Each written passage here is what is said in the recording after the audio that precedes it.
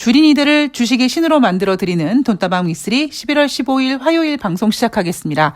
자, 오늘 돈다방 미쓰리 조금 방송이 평소보다 일찍 업로드가 될 것 같습니다. 제가 요즘에 아침 일찍 일어나거든요. 아침이라고 얘기하기도 좀 민망하지만 새벽 3시에 기상을 합니다.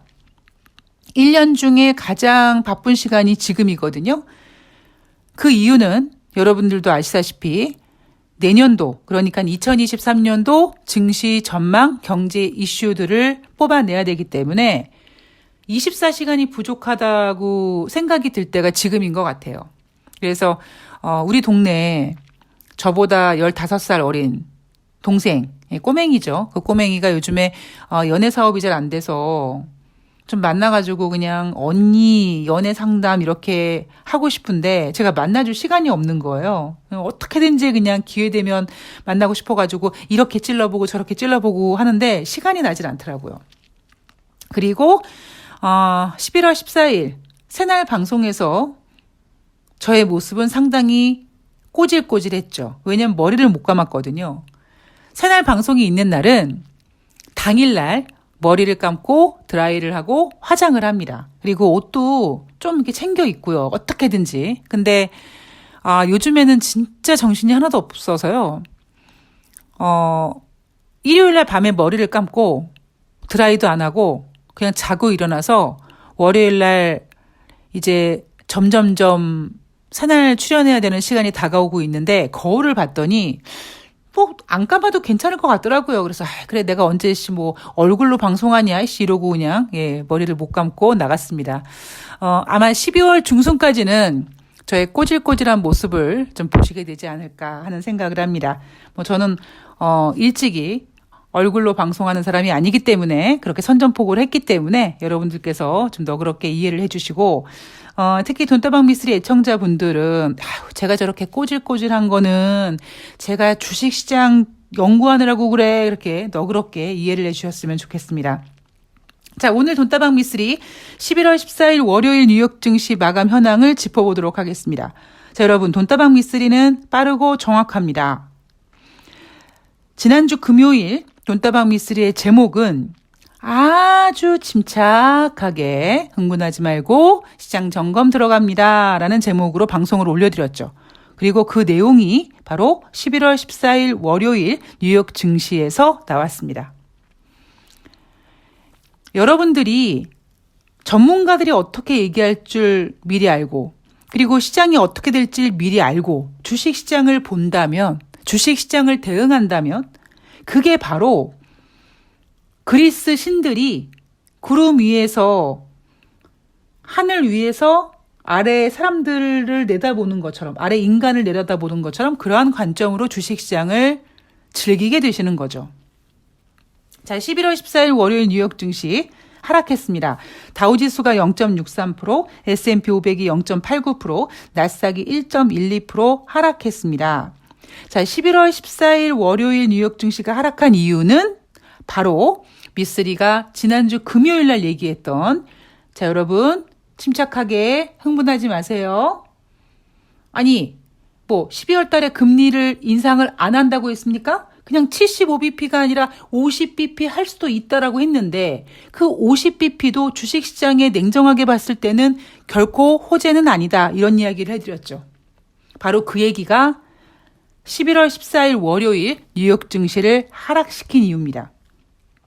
인플레이션 정점을 찍었다라는 기대로 흥분했던 시장이 냉정을 찾고 좀 분위기가 가라앉았다 이렇게 평가를 하는 거죠. 만약에 여러분들이 미쓰리 방송을 들으시면서 이 시황의 바운스를 이렇게 즐기시면서 제가 여러분들한테 여러분 몇 월 며칠 뉴욕 증시는 왜 올랐나요? 왜 빠졌나요? 라는 이런 질문을 계속 던짐에 있어서 여러분들께서 만약에 11월 11일 뉴욕 증시 마감 현황을 보고 증시가 상승했지만 냉정하고 침착하게 가야 되는구나 이런 거를 인지하셨다면 아마 이번 주 주식시장 특히 대한민국 11월 14일 월요일 날 주식시장 굉장히 재미있게 느끼셨을 겁니다. 이날은요, 월요일 날은요, 연준 위원들의 발언들을 좀 보면 일단 크리스토퍼 월러 연준 이사가 인플레이션은 둔화했지만 금리 인상 완료까지 갈 길이 멀다. 10월 달 소비자 물가 지표가 예상치 7.9보다 다운된 7.7%가 나오긴 했는데 까놓고 얘기해서 연준이 목표로 하고 있는 2%대 아직 한참 남았고 11월 달에 75bp 금리 인상을 했는데 12월 달에 75bp 금리 인상은 무리가 좀 있지만 그래도 최소 25에서 50bp까지는 금리 인상을 하겠다라는 거잖아요. 인플레이션은 예상보다 둔화됐지만 연준이 목표치인 금리 인상, 그러니까 연준이 목표로 하는 인플레이션이 될 때까지는 금리 인상이 계속 진행될 것이다. 이런 얘기를 했습니다. 12월 혹은 그 이후의 회의에서 50bp 인상을 고려하고 있다라고 했습니다. 자, 여러분들의 멘탈이 혹시 또 흔들리셨을까 봐 다시 잡아드리면 금리 인상은요. 주식시장에 결코 호재가 될 수 없습니다. 결코라는 단어가 너무 무리가 있습니다. 왜냐하면 2015년에 12월 달에 미국이 25bp 금리 인상을 했을 때는요. 그때는 오히려 그 조금의 금리 인상이 주식시장에 호재로 작용됐던 적이 있습니다. 물론 보름 뒤에 중국 증시가 개차반되면서 엉망진창 됐지만 그때는 왜냐하면 미국이 금융위기 이후에 돈을 풀고 경기 회복이 돼서 금리 인상을 할 수 있을 만큼 뭔가 경기가 회복됐구나라는 것에 대한 기대감 때문에 주식시장이 금리 인상을 받아들였습니다.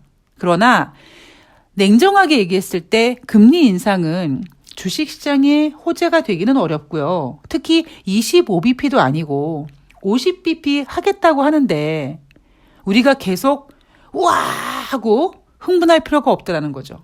지금 필요한 게 뭡니까? 침착해 이런 말이 필요한 거죠. 모두 심호흡을 하고 진정해야 된다라고 합니다. 저는 이 얘기를 지난주 금요일 날 해드렸습니다. 여러분들이 지난주 주 후반에 미국의 인플레이션 지표가 꺾이고 그리고 나스닥이 막 7%까지 상승하고 그런 과정 속에서 괜히 흥분해가지고 주말 동안에 가만히 있어봐 내가 좀 적금을 깨서 주식을 해야 되나 마나 이제 가는 거 아니야. 국내 전문가들은 달리는 말에 탄이 많이 하는데 이렇게 막 속된 말로 헛짓거리 하실까봐 아니에요. 그렇게 쓸데없는 생각하지 마세요. 라는 이야기를 해드리고자 제가 금요일 방송에서 이미 침착해야 된다라는 이야기를 해드렸습니다. 이건 좀 여담인데요. 저는 로또를 사지 않거든요. 그 이유는 뭐냐면 그냥 쭉 지금까지 살아온 제 인생을 보면서 뭔가 그렇게 횡재는 없는 것 같아요. 그냥 제가 무슨 전생에 일하는 백정처럼 열심히 일해서 제 노력으로 뭔가 돈을 벌어야지 로또가 된다든가 횡재가 된다든가 얻어 걸린다든가 그런 거는 좀 없는 것 같고요. 그리고 어떤 분이 그런 얘기 하더라고요.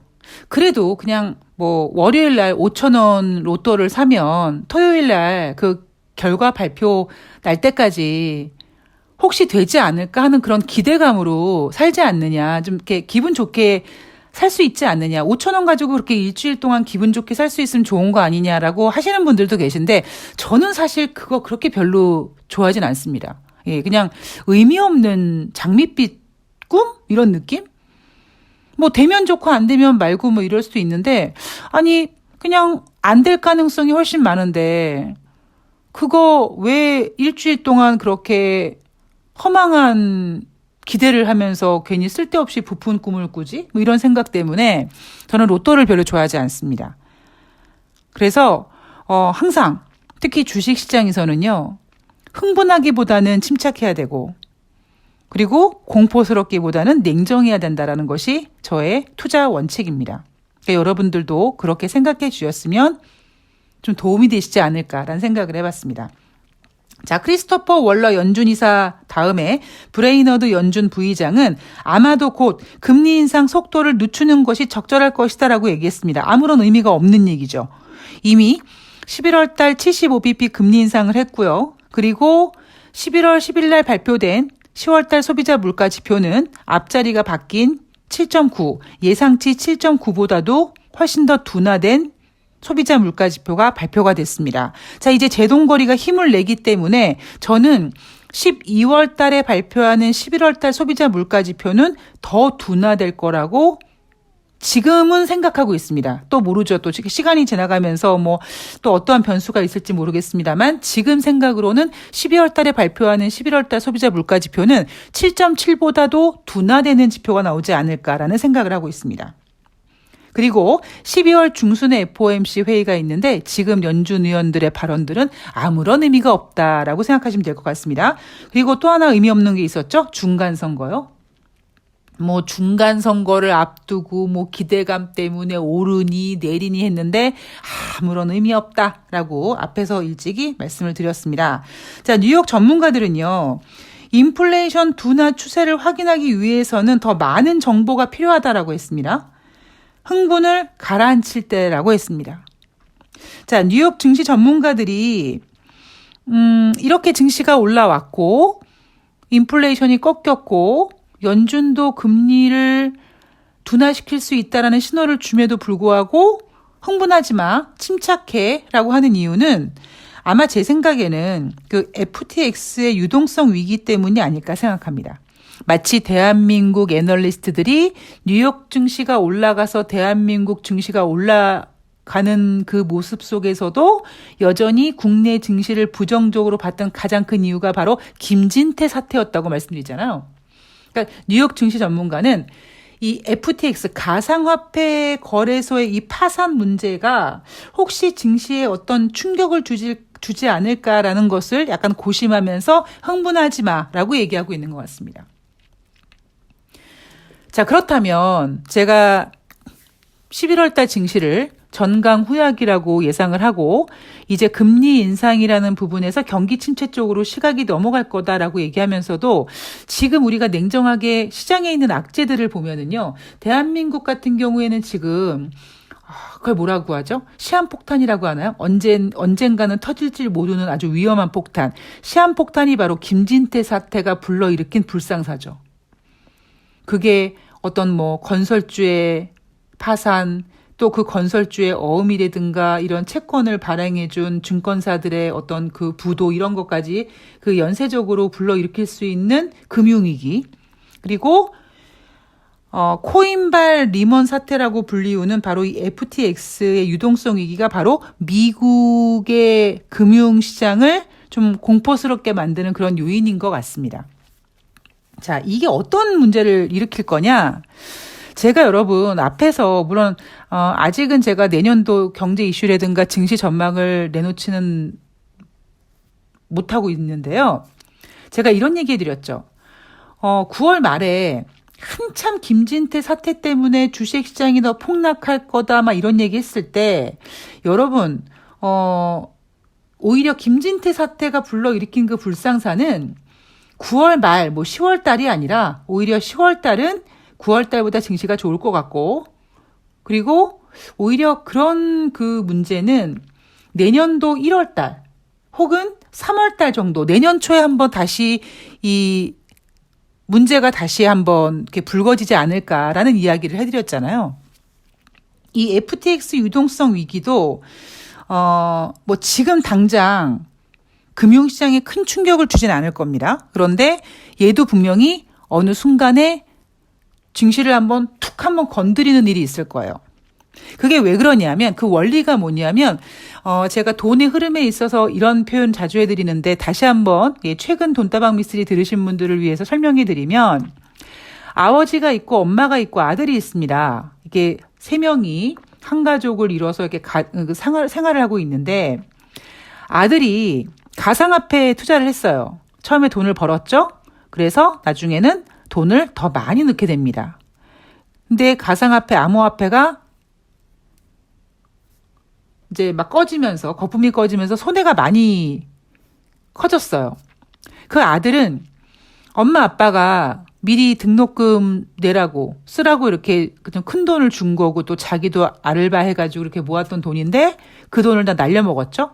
그걸 회복하기 위해서 일단 아들은 대출을 받는데 학생 신분이니까 대출만을 받을 만한 곳이 없으니까 금융 쪽에서는 이자는 높지만 그나마 돈을 빌릴 수 있는 대부업 같은 데서 돈을 빌려서 가상화폐를 물타기 합니다. 근데 100% 안 되죠. 예. 저는 주식시장에서 물타기 하는 거 그닥 좋아하지 않습니다. 그 이유는 나중에 제가 한번 자세하게 설명해 드릴게요. 뭐 어쨌든 이렇게 물타기를 합니다. 물타기에서 회복될 줄 알았는데 안 돼요. 그런데 대부업에서 대출을 받았기 때문에 이자 부담은 늘어나고 갚지도 못하고 있고 집에 독촉장 날아오고 그러면서 이제 그 사실을 엄마가 알게 됩니다. 자, 엄마는 뭘 하느냐? 엄마는 주식을 하죠. 아빠 몰래 주식을 합니다.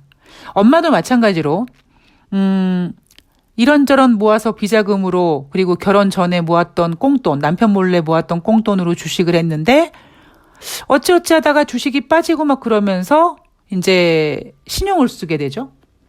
주식이 물려 있습니다. 전반적으로 자산시장이 꺼지면서 주식도 손해요. 가상화폐도 손해요. 자, 그러면 엄마가 어떻게 하겠습니까? 당장 아버지가 남편이 아들이 가상화폐에서 돈 말아먹은 거 알면은 내 새끼 큰일 날 것 같으니까 엄마가 주식을 손해보고 주식을 던져서 아들 돈을 메꿔주죠. 다시 말씀드리지만 이미 금리가 올라가면서 담보대출을 받으신 분이 계시고 예를 들면 삼성전자를 갖고 계신 분이 계신다면 삼성전자도 손해야 지금. 그럼에도 불구하고 이자가 올라가면 손해를 보지만 삼성전자를 팔아서 담보대출을 메꾸지 집을 팔아서 삼성전자를 물타기 하지 않습니다. 저 지금까지 그런 사람 한 명도 못 봤어요. 물론 예전에 어떤 고객이 건물이 많아서 그냥 진짜 건물을 하나씩 팔아가지고 주식을 계속 물타기 하더라고요. 그러니까 그런 분들 말고 그냥 집이 하나인 분들, 집 한 채인 분들이 삼성전자 물타기 하기 위해서 집을 파시는 분은 전 한 번도 본 적이 없습니다. 그게 제가 지금 드리는 얘기가 뭐냐면 돈의 흐름이에요. 대한민국 지금 김진태 사태 때문에 분명히 어딘가에는 구멍이 나 있습니다. 그 구멍을 땡겨다 메꾸고 계속 이렇게 메꾸다 보면 그 어느 시점에서 주식시장에도 충격이 올 거예요. 마찬가지로 미국의 FTX, 즉 가상화폐 시장도 이 가상화폐의 파산으로 분명히 어딘가엔 구멍이 날 거고요. 그 구멍을 계속 어딘가에서 돈을 끌어다가 땡겨 넣을 겁니다. 그 땡겨 넣는 과정에서 잘 맞으면 증시에 큰 문제 없이 넘어갈 수 있는 거고 막다 보니까 너무 더디거나 잘못 균형을 맞거나 하면 이제 금융시장에 큰 충격을 줄 수 있겠죠. 여기에다가 만약에 경제 지표가 둔화됐을 때 투자자들이 경기 침체라는 단어를 이제 인지하기 시작하면서 그런 문제가 불거지면 주식시장은 좀 더 세게 충격을 받을 수도 있습니다. 자, 미쓰리는 그런 것까지 다 고려하면서 주식을 투자합니다. 그래서 예전에 제가 2018년도, 2019년도에 가장 많이 들었던 얘기가 비관론자였습니다. 근데 여러분 지금 저를 비관론자라고 생각하시는 분들은 없으실 거예요. 비관론자가 아니라 그냥 그때는 굉장히 신중했던 거죠.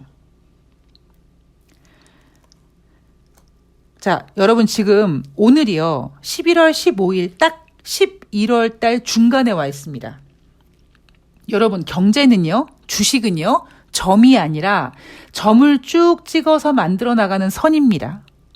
제가 9월 말에 여러분 10월 달 증시가 괜찮을 것 같아요 라고 말씀을 드리면서 혹시 여러분들이 멘탈이 흔들리실 것 같아서 10월 3일 반등, 의미 있는 자리, 의미 있는 상승폭, 의미 있는 이슈 그리고 그 다음의 이슈를 실적 시즌에서 금융주가 받았고 그 다음 바통을 연준위원들이 블랙아웃 기간 들어가기 직전에 샌프란시스코 연준위원이 금리 인상 조절할 수 있을 것 같아라고 툭 던지고 주둥이에다가 자물쇠를 잠궜단 말이에요. 그게 제가 여러분 흐름이 굉장히 중요합니다라고 얘기했잖아요. 일명 그 저는 그걸 시황의 바운스라고 하는데 그 시황의 바운스를 여러분들께서 그리셔야 돼요. 자, 오늘 11월 15일이죠. 뉴욕 증시 기준으로는 11월 14일까지 이제 한번 그림을 그려보도록 하겠습니다. 자, 여러분. 11월 11일, 12일, 11월 11일, 11월 1일 죄송합니다. 11월 1일, 그리고 2일, 3일 주식시장이 3거래일 연속 하락했습니다. 이때 그 뉴욕 증시 전문가들 그리고 국내 전문가들이 뭐라고 했냐면 뉴욕 증시가 며칠 동안 뭐 크게 하락했다. 뭐 이런 얘기를 했습니다. 그게 제가 방송 중에 뭐라고 했냐면 여러분 뉴욕 증시가 3거래일 연속 하락했지만 11월 3일 다우지수의 종가가요. 32,001포인트로 32,000포인트를 지켰습니다라고 했습니다. 주식은 오르기도 하고 빠지기도 하지만 어차피 빠질 거 일단은 많이 올려놓은 다음에 빠지면 어느 정도의 지지선은 견뎌낼 수 있거든요. 그러니까 10월달 주식시장이 많이 올라가서 막 32,000포인트 그 이상으로 올려다 놓다 보니까 11월달 1일부터 3일까지 3거래일 연속 하락했지만 뉴욕 증시는 32,001포인트 즉 32,000포인트라는 굉장히 의미 있는 심리적 지수를 지켜냈죠. 그래서 제가 이때 뭐라고 말씀드렸냐면 여러분 32,000포인트 지켰습니다. 뉴욕 증시 올라갈 거예요 라고 했죠. 정말 11월 4일 뉴욕 증시는 상승했습니다. 그 이유가 뭐였냐? 자, 11월 4일 금요일이었습니다. 10월달 고용지표가 발표가 됐어요. 고용지표가 잘 나와서 뉴욕 증시가 상승했다고 했습니다. 그때 제가 개소리라고 했죠. 왜? 실업률이 전월 대비 0.2% 상승했고 비농업자 고용자 지수도 전월 대비 부진했습니다. 그게 어떻게 고용지표가 잘 나온 겁니까? 그런데 제가 뭐라고 얘기했냐면 중간선거 전까지는 일단 얘네들이 뺄 생각이 없기 때문에 부진했던 고용지표까지 예쁘게 포장해서 고용지표 때문에 증시를 올려놨다라고 했습니다. 그리고 11월 7일 상승했죠. 11월 8일 상승했습니다. 왜요? 중간선거 때문에. 자, 그리고 11월 9일 하락합니다. 이때는 왜 하락했습니까? 뭐 중간선거 때문에 뭐 불확실성 이거 다 의미 없는 소리다. 그냥 11월 4일부터 11월 8일까지 중간선거 직전까지 무언가 이렇게 끌어올려 놓으려다 보니까 3일 동안 연속 상승했고 인생이나 주식이나 한쪽 방향으로 가는 거 없으니까 이날 빠진 거다. 자, 그런데 제가 중간선거 때까지 보자라고 하면서도 일단 10월달 소비자 물가지표가 앞자리가 바뀔 가능성 그리고 증시를 얘네가 산타랠리까지 보내려고 하는구나라는 이야기를 해드리면서 여러분 걱정하지 마십시오. 증시 다시 올라갈 겁니다라고 여러분들을 토닥토닥 해드렸죠. 그렇게 11월 10일 나스닥이 7% 급등했고요. 그리고 11월 11일 제가 그때 표현을 오르가즘 이후에 약간 그 뒤에 느끼는 어떤 그 전율, 뒤에 남은 어떤 전율 그런 거에 대한 이어짐이다. 그게 바로 11월 11일 금요일 날 나타났던 모습이었고 일요일 방송에서 여러분 이번 주 주식시장은 좀 침착하게 대응합시다. 지수는 잡아놓고 종목별 장세가 펼쳐질 겁니다라고 얘기했습니다. 그러한 모습이 여러분 11월 14일 대한민국 주식시장에서 고스란히 나타났습니다. 어떻게요? 종합지수는 장중에 변동성을 보였습니다. 마이너스 8포인트로 마감했죠. 자, 그런데 재미있는 사실은 삼성전자는 빠졌어요. 그런데 지난주 막 뉴욕 증시 급등하고 대한민국 막 급등 난리 부르스 칠 때 가지 못했던 개별주 종목들이요. 많이 올랐습니다. 제가 솔직히 말씀드리면 지난주에 제가 이벤트 하고 있는 이 분들 종목들이 안 움직였어요. 지수만 올랐어요. 그래서 제가 방송에서 이번 주에는 종목 장세가 될 거다. 근데 당장 월요일부터 그분들이 매수했던 종목들이 움직이기 시작합니다. 위로. 지수는 빠지는데 종목들이 막 위로 움직여요. 제가 새날 방송을 좀 하려고 이제 좀 일찍 출발하라고 종가를 못 봤는데 막 종가 10분 직전에 막 7%씩 올려놓고 막 이렇습니다. 이게 여러분 제가 이번 주에 예상했던 지수는 잡아놓고 지난주에 지수는 일단 위에다 띄워놨다. 생각해 보십시오, 여러분. 지수가 2200포인트, 2100포인트에서 개별장 펼쳐지는 게 안정적입니까? 2400포인트 위에서 안정적입니까? 이런 얘기 해드렸잖아요. 그러니까 지수가 2400포인트 위에 올라와 있으니까, 2450포인트 위에 올라와 있으니까, 삼성전자가 빠지더라도 종목들이 힘을 내서 올라가는 거예요. 이게 여러분, 재미있게 주식하는 방법입니다. 다른 거 없어요. 제가 물론 저도 차트는 참조를 합니다. 실적도 참조를 합니다. 근데 저는 제일 먼저 보는 건 그게 아닙니다. 일단 제일 먼저 보는 건 시황이고요. 그리고 저는 뭐 차트나 실적이나 그런 건 그냥 조금 기본. 어떤 때는요. 제 돈으로 제가 매매할 때는 그런 것도 안 봐요. 그런데 남한테 추천할 때는 최소한 재수없게 상장 폐지당하거나 뭐 그런 종목은 추천하면 안 되니까 그나마 좀 안정적인 거를 고르다 보니까 실적도 보게 되고 뭐 유보율도 보게 되고 그러는 거지 실질적으로 그게 주식시장에 영향을 끼치는 건 아닙니다. 옛날에 저한테 주식을 가르쳐줬던 고수가 해준 얘기가 있죠. 주식은 공부하면 된다. 그런데 공부 방법이 잘못되면 평생에도 주식을 못한다라는 얘기를 저에게 해주신 적이 있습니다. 지금 여러분들에게 필요한 건 일단 시황을 먼저 정확히 아는 방법을 찾으셔야 됩니다.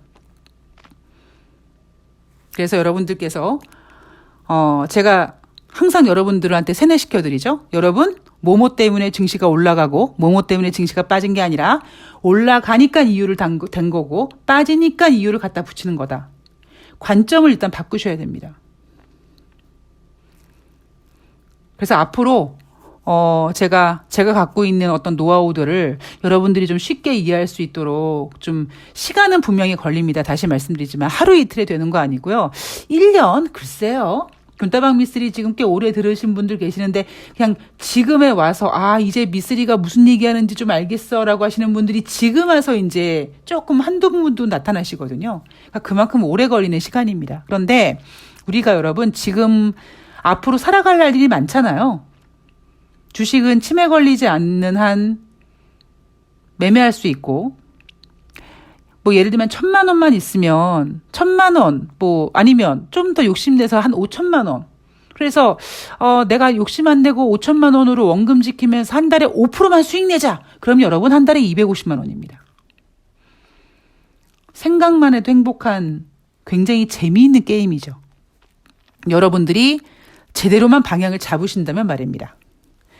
자, 오늘 뉴욕 증시가 하락했지만 지금 주식시장 분위기는요. 아직 나쁘지 않습니다. 오늘도 여전히 종목 장세 진행될 거고요. 특히 오늘 같은 경우에는 지난주 금요일 날은 대형주가 올라갔고 월요일 날은 또 약간 좀 괜찮은데 좀 이렇게 테마 같은 거 힘이 있는데 지난주 눈치 보다가 못 올라갔거나 근데 또 오늘이나 내일 같은 장은 또 약간 뭐라 그럴까요? 소외됐던 종목들이 올라갈 가능성이 있습니다. 이번 주 주식시장은 여러분 미국 주식시장에서 소매업체 실적을 발표하고 소매 판매 실적을 발표하는데 이 소매 판매 실적이 조금 부진하거나 그렇게 되면 어느 순간 약간 투심이 위축될 수가 있어요. 그 이유는 뭐냐면 바로 이 FTX 유동성 위기 때문입니다. 평소 같으면 쿨하게 넘어갈 수 있는데 지금 이 대한민국은 김진태 사태, 미국은 FTX 유동성 때문에 투자 심리가 위축될 수 있거든요. 그러니까 이런 부분을 항상 조심하시면서 오늘 하루도 성공 투자하시고요. 저는 내일 방송에서 뵙도록 하겠습니다. 고맙습니다.